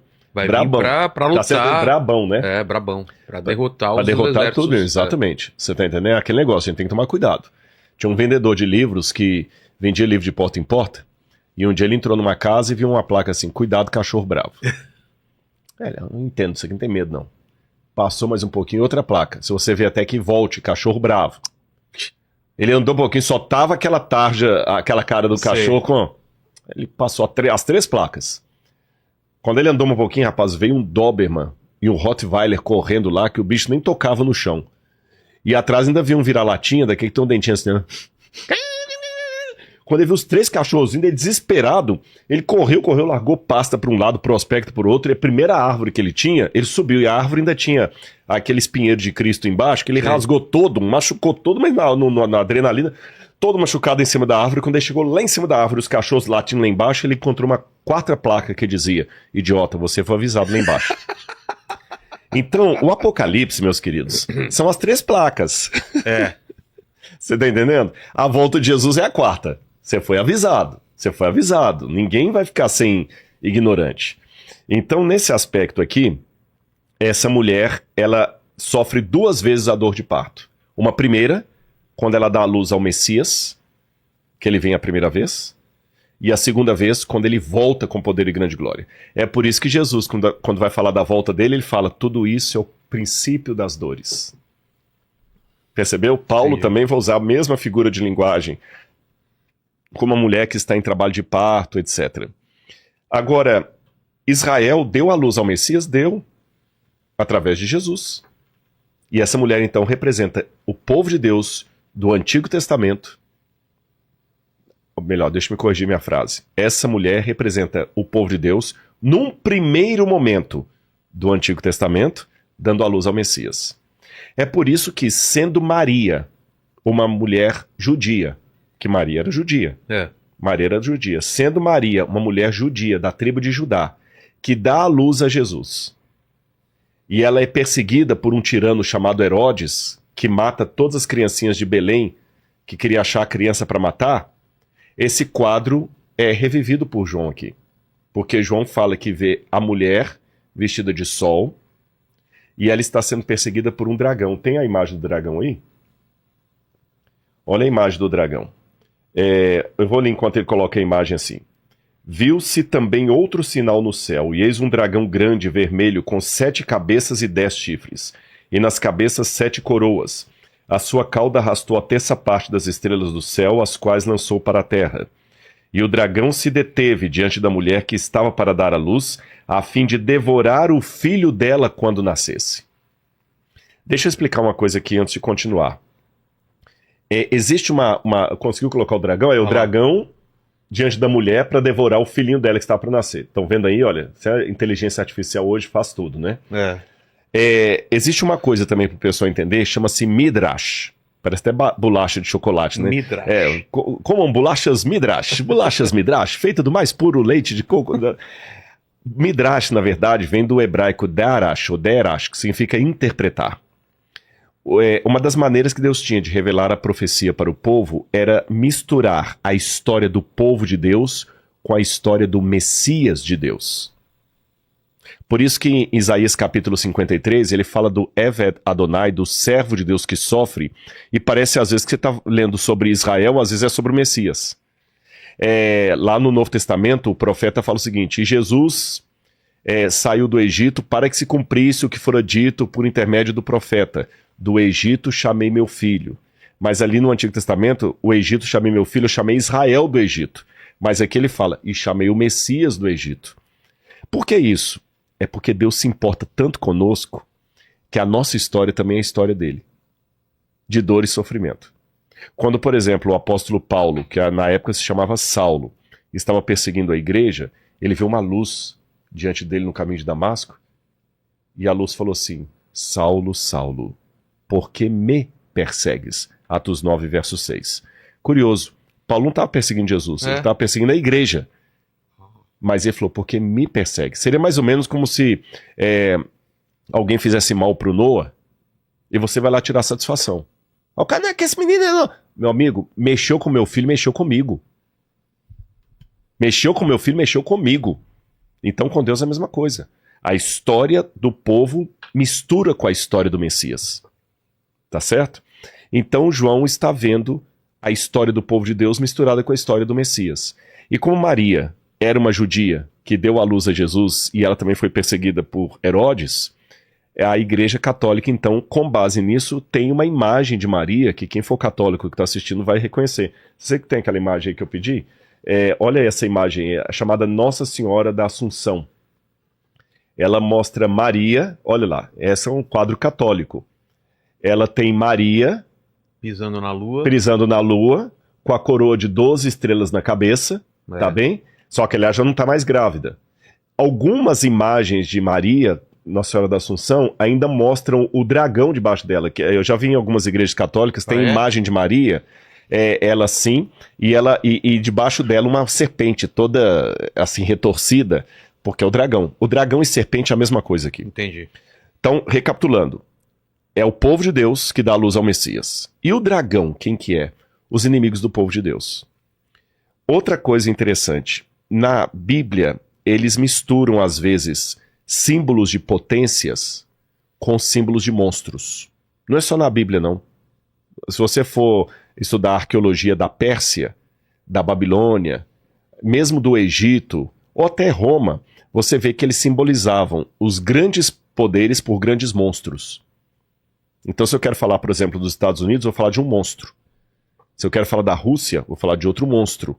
É a maneira simbólica de falar de um poder. Então, que monstro era esse que estava perseguindo a mulher? Esse monstro aqui, ao mesmo tempo, ele é o diabo e é o Império Romano. Porque na época de João, quem mandou João preso pela ilha de Patmos? Império Romano. Quem perseguiu a igreja? Império Romano. Nero, aqui no caso era Domiciano, era Roma. E ao mesmo tempo Roma é o diabo. Peraí, Rodrigo, agora me confundi um pouquinho. É Roma ou é o diabo? Veja bem, nós com o nosso olhar carnal, a gente só vê a pessoa agindo. Por exemplo, eu só vejo Lenin matando um monte de gente, mas o profeta vê Lenin e o diabo agindo através de Lenin. Entendi. Eu vejo apenas um grande pregador do evangelho, mas o profeta vê o pregador e o Espírito de Deus falando através daquele pregador. Quem tem a visão espiritual, lembra daquele filme, fugiu o nome agora, que era egípcio, que o pessoal puxava o portal do tempo Stargate? assim. Stargate. Que eu tinha ao mesmo tempo um universo paralelo. É mais ou menos como se fosse um universo paralelo. Você entendeu? Quando você tem uma relação espiritual com Deus, você vê mais do que simplesmente coisas humanas. Entendi. Você vê o mundo espiritual por trás daquilo. Seja o mundo espiritual do bem, falei, o Espírito Santo usando um pregador para falar de Jesus para mim, seja o mundo do mal, o diabo tomando um ditador para promover uma carnificina. Entendi. Isso não retira a responsabilidade humana. Nós não somos marionetes na mão do sagrado. O pregador está sendo usado pelo Espírito Santo, mas ele tem a liberdade dele. O cara do mal, ele está sendo usado pelo mal, mas ele aceitou o mal. Ninguém é marionete. Então aqui, o dragão é ao mesmo tempo o diabo e é ao mesmo tempo Roma, que o diabo estava usando para perseguir a igreja, para perseguir a mulher, para perseguir o povo de Deus. Aí diz que quando o dragão tentou devorar a criança foi arrebatada. O Apocalipse fala que a criança foi arrebatada e foi até o trono de Deus. E quando a criança foi ao trono de Deus, o que aconteceu? Aquela mesma mulher, ela fugiu para o deserto. Então olha a cena. Aqui está a mulher, ela dá a luz ao bebê, o dragão quer devorar o bebê, não consegue porque o bebê é arrebatado para o céu. A mulher foge para o deserto e o dragão vai para o céu atrás do bebê. Só que quando o dragão chega no céu, ele dá com burros na água. Porque ele chega no céu e não é um bebê que vem recebê-lo, é Miguel. Opa! Miguel e seus anjos vieram pelejar. E olha o que diz aqui a Bíblia. Que derrotou... Que derrotou o dragão. Lúcifer e um terço do céu, né? Exatamente. Lembra que o dragão arrastava a terça parte das estrelas do céu? Então estourou guerra no céu. Miguel e seus anjos lutaram contra o dragão.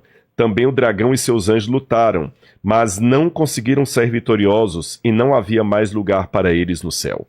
E foi expulso o dragão, a antiga serpente que se chama Diabo e Satanás, o sedutor de todo mundo. Ele foi atirado para a terra e com ele os seus anjos. Tá fazendo uma ligação com a serpente Bingo! do pecado original. Exatamente. E olha que interessante, se a gente lembrar do pecado original, a gente lembra 3 coisas que estão ligadas aqui. A Bíblia, ela conversa. Essa intertextualidade, a Bíblia, os capítulos conversam. Lá no Éden, você tinha uma mulher. Certo. E uma serpente. A serpente falou com a mulher, vocês serão iguais a Deus. Não foi o que a serpente falou? Se comer do fruto, vocês vão ser iguais a Deus. Interessante que aqui, o ser que combate a serpente no céu e a expulsa, chama-se Miguel. Sabe o que significa Miguel? Não. É um nome em hebraico. Mi, em hebraico, é quem. Mi pode ser quem ou de onde, mas aqui no caso é quem. Então, Mi-ra-el. Quem é como Deus? Que é uma pergunta retórica. Ninguém. Entendi. Miguel significa em hebraico, Mi-ra-el, ninguém é como Deus. Porque seria uma resposta para seria uma resposta para o Lúcifer, para a serpente. Essa passagem, o nome Miguel, desmente a fala da serpente. Vocês serão iguais a Deus. Não, exato. Ninguém é como Deus. Quem é como Deus? E mais, lá ele prometeu, eu colocarei inimizade entre você e a descendência da serpente. Entre o seu descendente, Eva, e a serpente. Qual? O que quer dizer isso? Vamos lá. Vamos ler primeiro o texto de Gênesis, capítulo 3, onde Deus falou essa promessa para Eva logo depois da queda. Que isso aqui é lindo, porque Eva foi a primeira a comer do fruto, depois que Adão comeu.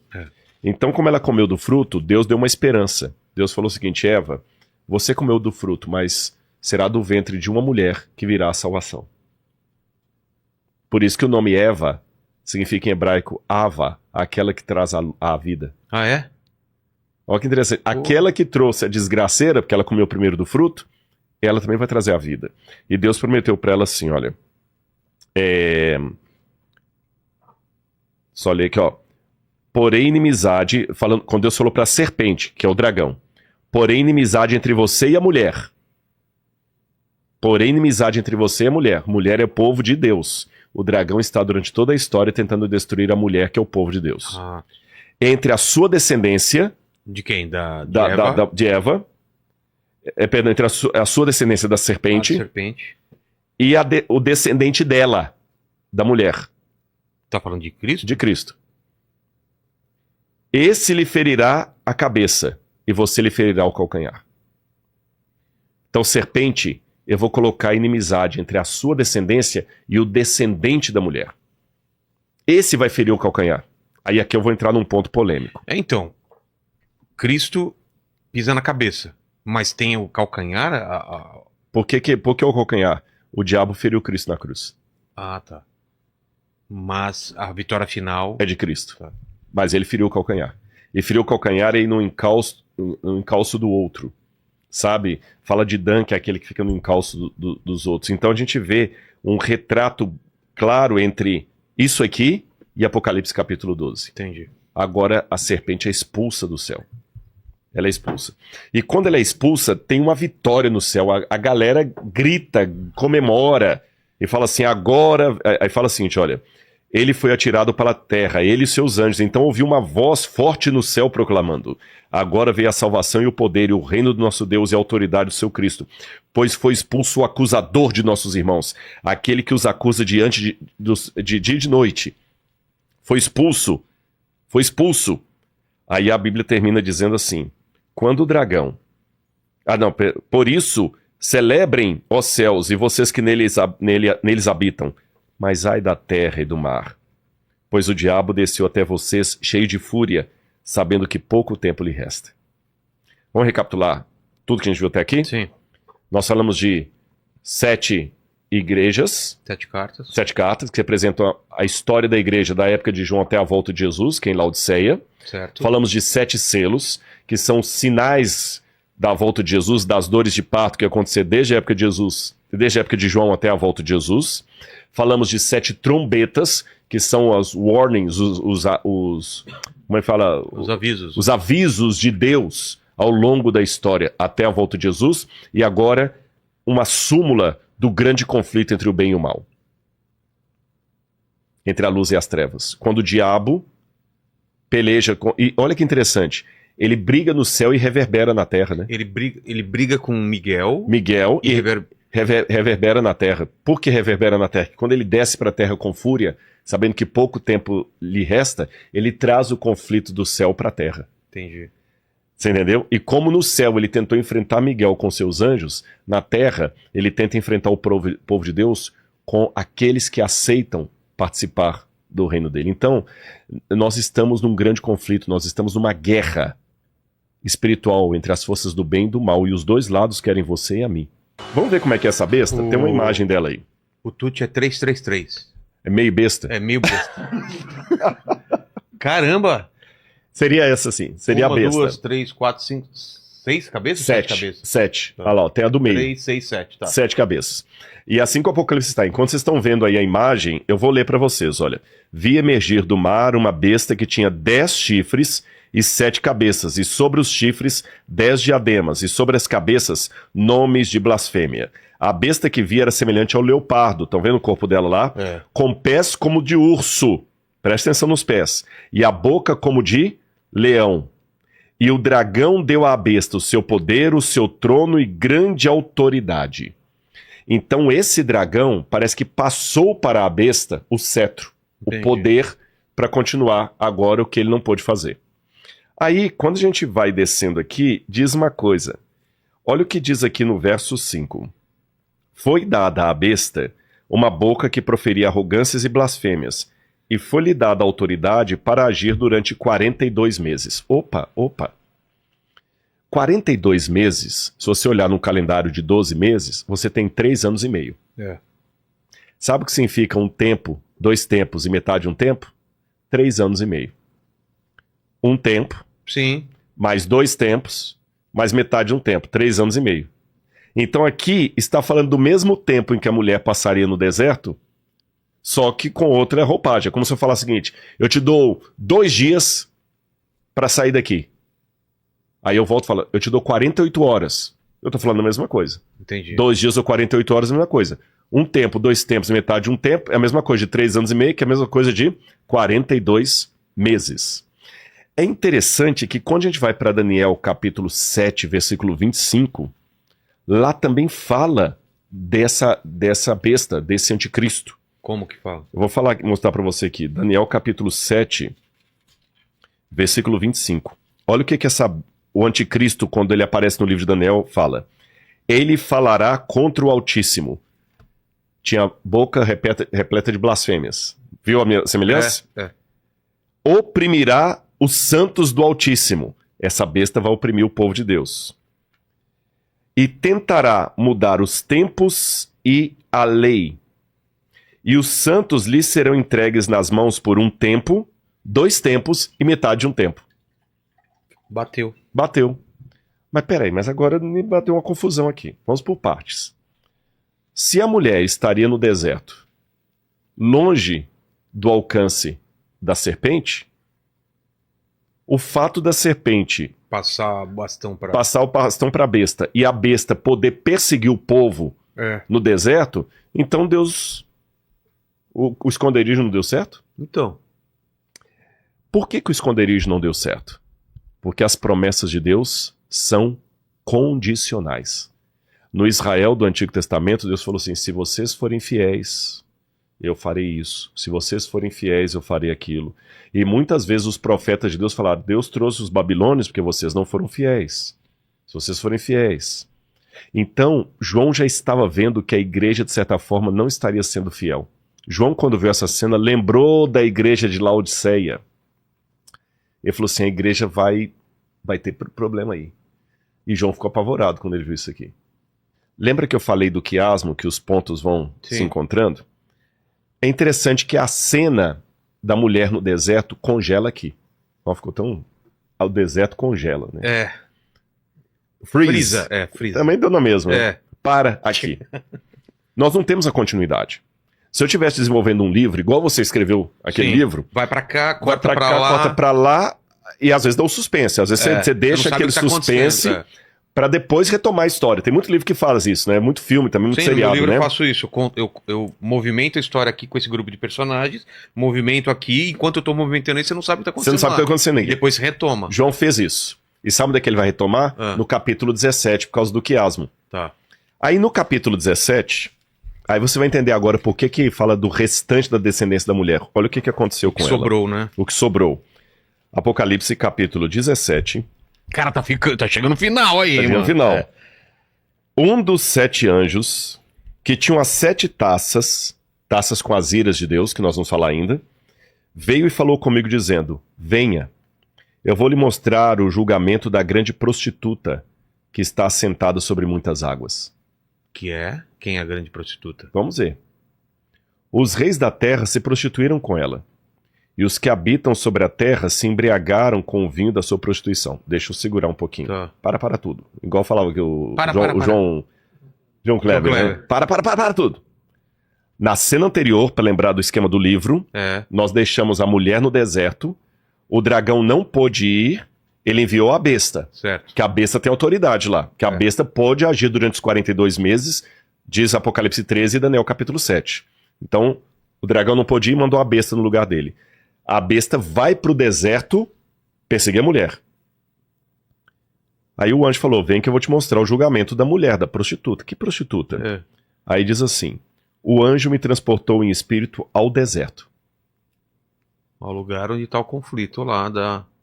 E vi uma mulher montada numa besta, escarlata, besta repleta de nomes de blasfêmia, com 7 cabeças e 10 chifres. A mulher estava vestida de púrpura e escarlata, enfeitada de ouro, de pedras preciosas, pérolas, tendo na mão um cálice de ouro transbordante das abominações e das imundícias da sua prostituição. E na sua testa estava escrito um nome mistério, Babilônia, a grande, mãe das prostitutas e das abominações da terra.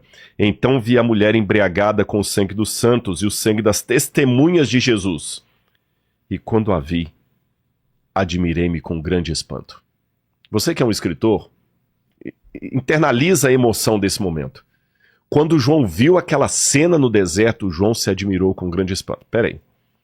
João já tinha visto, anota aí, João já tinha visto os 7 selos. João já tinha visto a ira do cordeiro. João já tinha visto os 144 mil. João já tinha visto o trono de Deus no céu. João já tinha visto a besta saindo do mar. João já tinha visto... Por que ele se admirou? Porque, convenhamos, se eu sou uma pessoa... Esses dias eu estava vendo com a Laura o filme, a gente não terminou, As Duas Irmãs. Não vi. Que é mais ou menos uma... Não é uma paródia, mas é inspirado... Tem algumas coisas lá que a gente vê que é de Lampião, mas eles não falam de Lampião. Falam de Carcará, tem um cangaceiro e tudo. E tem uma cena do filme, sem dar spoiler, que uma das meninas que estava no sertão de Pernambuco, ela vai conhecer Recife. E ela vai ver o mar pela primeira vez. Então, quando ela chega, ela fica admirada. Ela fica olhando tudo do carro, assim, nos anos 1930. Ela fica admirada. É lógico, ela acabou de chegar ali.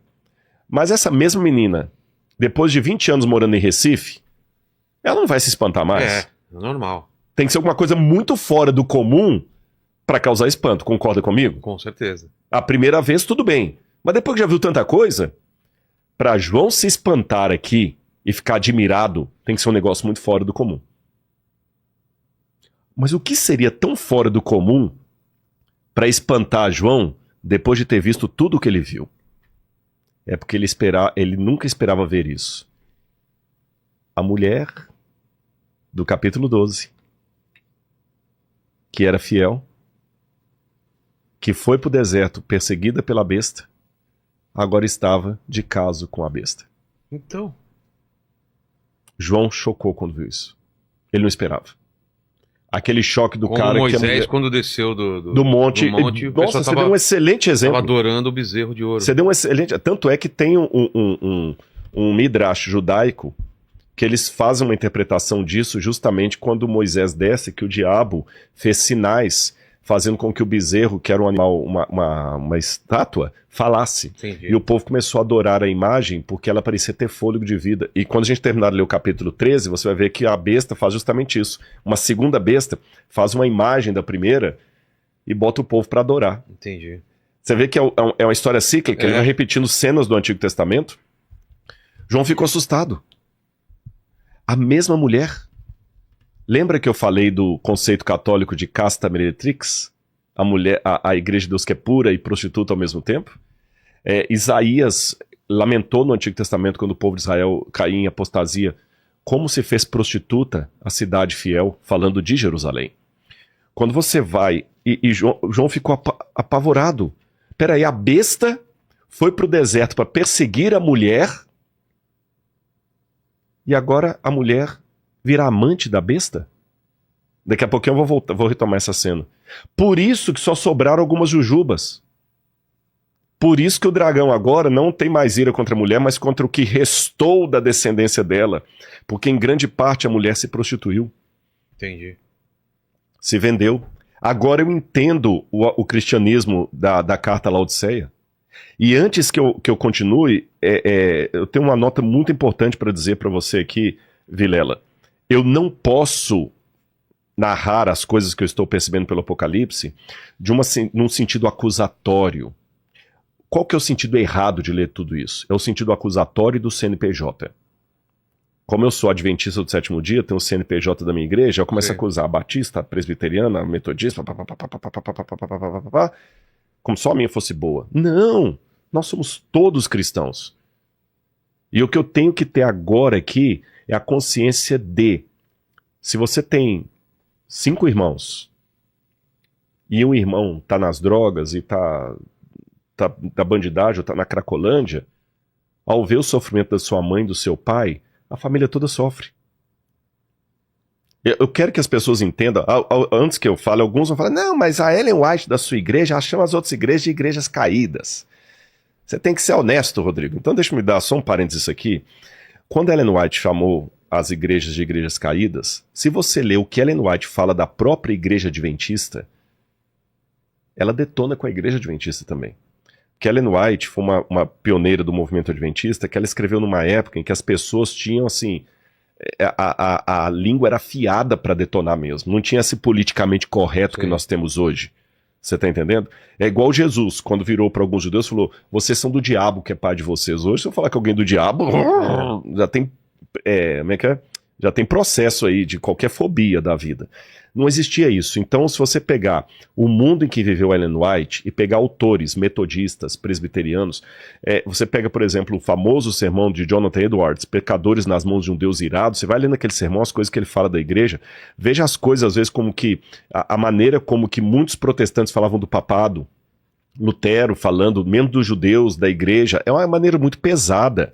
Você vê também outros contemporâneos da época de Ellen White, como o Matthew Henry, que era comentarista, Arthur Clarke, Spurgeon. Se você pegar alguns sermões de Spurgeon falando das igrejas, do pecado das igrejas, você vomita. Eu duvido de alguns que acusam Ellen White por chamar as igrejas de igrejas caídas, se tem coragem de pregar na íntegra um sermão de Spurgeon com o palavreado que Spurgeon usa em relação às igrejas. Você tá entendendo? Você pega um outro pregador também, Whitefield era da época de Franklin. Whitefield, se você pegar os sermões de Whitefield falando das igrejas protestantes da América, nossa, eu duvido que alguém teria coragem de falar daquele jeito. E Ellen White, realmente, ela detonou com as igrejas, mas ela detonou também com a igreja adventista do sétimo dia.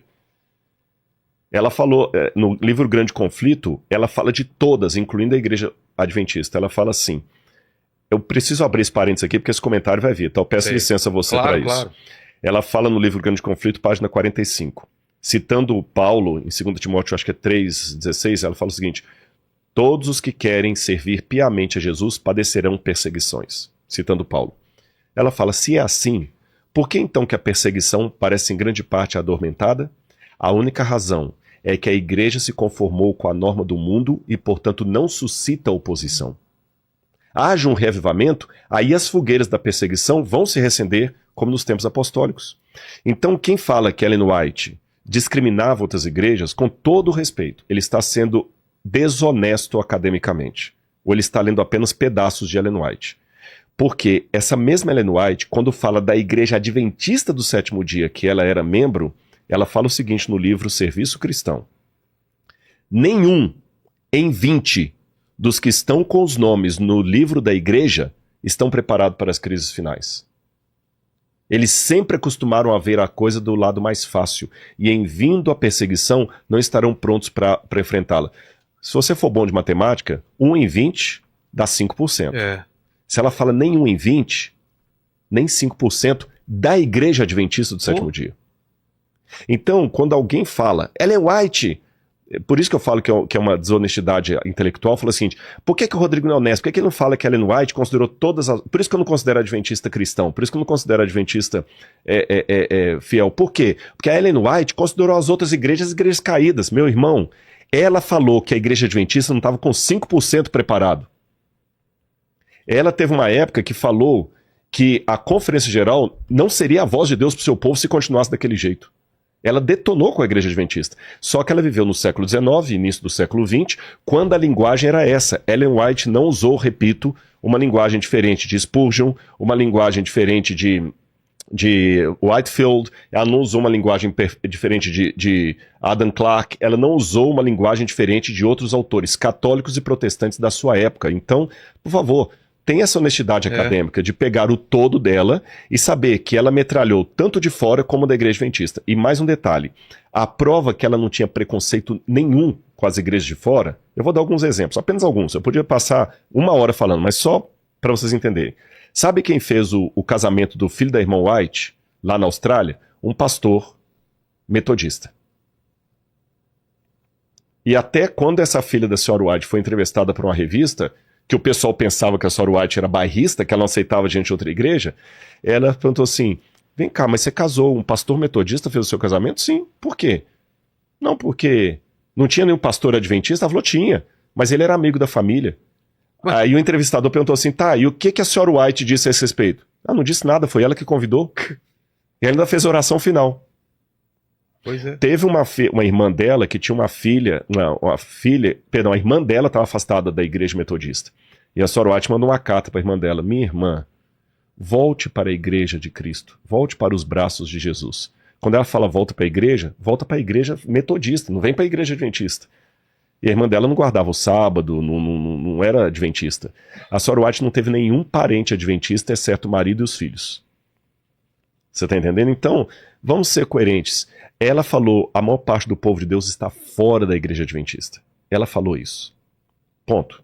Esclarecido esse ponto, Ok. Vamos voltar à questão aqui.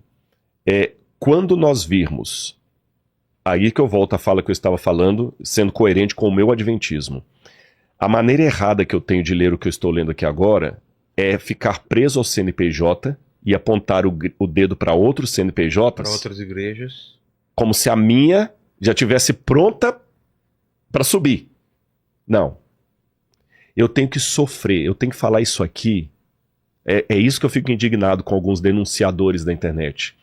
Porque eles não demonstram amor na correção do erro. Eu tenho que ser coerente com aquilo que eu acredito. Por isso que toda vez que eu venho aqui, eu falo do que eu creio. Mas eu tenho que ser respeitoso com quem pensa diferente de mim.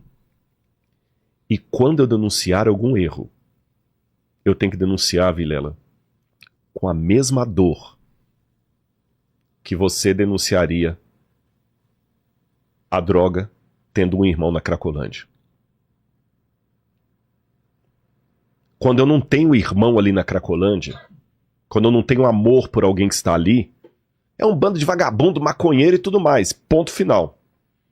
Mas quando é o meu irmão que está lá, eu olho diferente. Você é um humorista. É muito fácil fazer piada com quem tem síndrome de Down. Esquece que hoje é politicamente correto, tá? Incorreto. Agora, tenha um filho com síndrome de Down. Eu quero ver você rir de uma piada de alguém com síndrome de Down. Tenha um filho autista. Eu quero ver você rir. O autismo, a síndrome de Down, doenças ou problemas sociais, alcoolismo. Faça piada de bêbado, tendo um pai que está lutando com o alcoolismo. Então, existem duas maneiras de eu falar de alcoolismo, de qualquer coisa, quando eu tenho amor por quem está sofrendo nas garras daquela situação, ou quando eu não tenho amor nenhum. É o amor que fará a diferença no meu discurso antidrogas. Quando eu falo amor, repito, não é passar pano, não. Porque tem um amor assim, tudo é amor, tudo é bonitinho, não pode condenar nada. Não é isso que eu tô falando. Tá claro, né? Claro. Temos que denunciar o erro. Mas se é o meu irmão que tá lá na Cracolândia, como é que eu vou encarar esse problema? Então, se eu entender que Deus tem a sua igreja visível e a sua igreja invisível.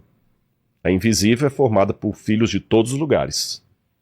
Se eu entender que é o corpo de Cristo, mesmo não sendo católico, um escândalo de um padre vai me doer. Que é o meu irmão.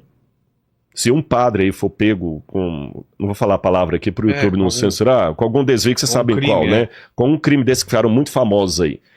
Se eu pensar, puxa, que pena, que mancha para o nome de Cristo, eu vou fazer aquela denúncia de uma maneira. Mas quando eu não interpreto aquele padre como meu irmão, esses padres tudo vagabundo mesmo, para mim padre não presta.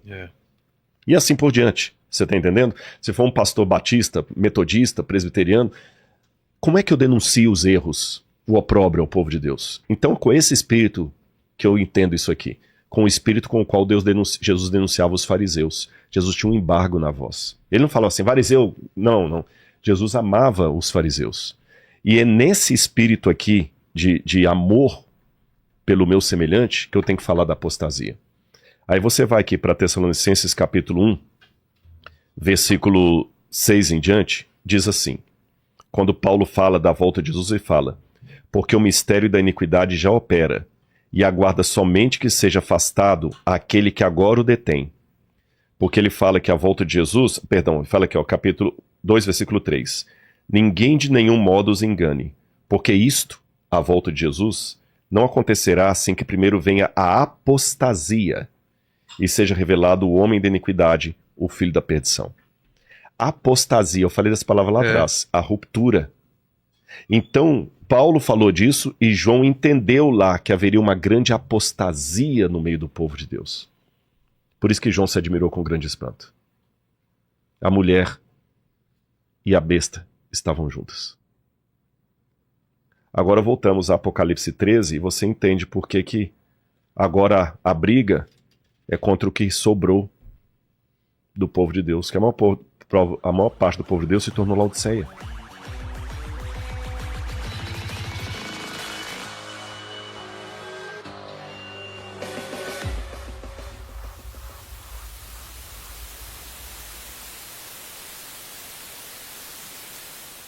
Pesado, não é? Como o próprio Rodrigo disse, as trombetas não soam mais no céu. Elas soam através dos avisos que ignoramos todos os dias.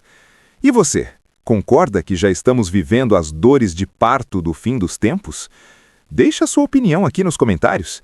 Se esse vídeo abriu a sua mente, se inscreve no canal para receber mais conteúdos que realmente agregam valor à sua vida.